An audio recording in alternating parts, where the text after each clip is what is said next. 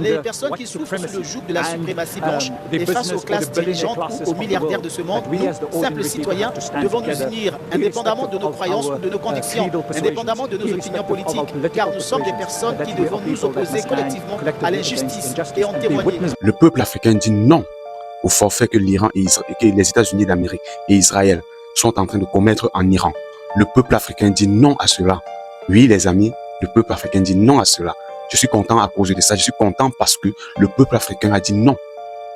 Figure-toi, toi qui es chrétien, toi qui es catholique, figure-toi un seul instant, qu'un dirigeant, tu es le pape. Comment est-ce que tu allais te sentir? Comment est-ce que tu devais te comporter? Toi qui te bats chaque jour pour la vérité, figure-toi qu'un dirigeant se lève et va envahir un autre État. Qu'est-ce que tu vas dire?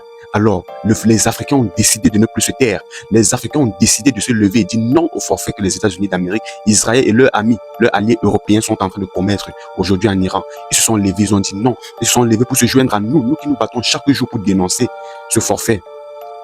Aujourd'hui, plusieurs peuples africains se sont levés et ont dit non. Regardez ceci. Sont descendus vendredi dans les oui, les amis. En Afrique du Sud à l'occasion de la journée des Quds, une célébration marquée cette année par la guerre au Moyen-Orient. Les manifestants brandissaient des drapeaux iraniens en signe de solidarité avec ce pays en proie à la guerre contre les États-Unis et Israël. Le seul crime que le peuple iranien ait commis est de se tenir aux côtés de la Palestine et de se sacrifier pour cette cause. Ainsi, aux yeux des puissances occidentales, leur crime est la solidarité, un crime similaire à celui que nous commettons en tant que Sud-Africains aux yeux des États-Unis d'Amérique. Les personnes qui souffrent sous le joug de la suprématie blanche et face aux classes dirigeantes ou aux milliardaires de ce monde, nous, simples citoyens, devons nous unir, indépendamment de nos croyances ou de nos convictions, indépendamment de nos opinions politiques, car nous sommes des personnes qui devons nous opposer collectivement à l'injustice et en témoigner. La journée mondiale des Quds a été instaurée par l'Ayatollah Khomeini en 1979. Elle vise à protester contre le contrôle de Jérusalem par l'État hébreu et d'exprimer la solidarité avec le peuple de Palestine. Oui, les amis, oui. Figure-toi que si dans chaque État africain, 1 million de personnes seulement se levaient,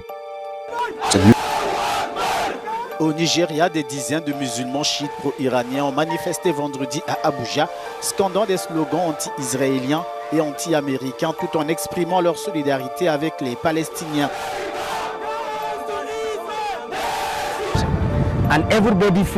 Tout le monde ressent la douleur causée par l'assassinat du cheikh Khamenei.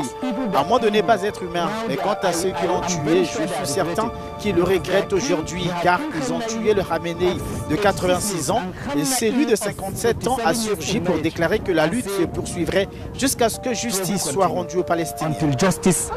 L'initiative a été organisée par le mouvement islamique du Nigeria, un groupe chiite pro-iranien interdit pourtant depuis 2019. Pour ses membres, les États-Unis devraient retirer leurs forces militaires du Moyen-Orient.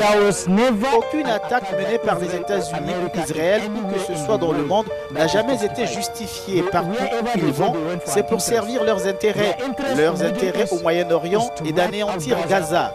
Le message est le suivant: si c'est Gaza aujourd'hui, ce sera peut-être ailleurs demain.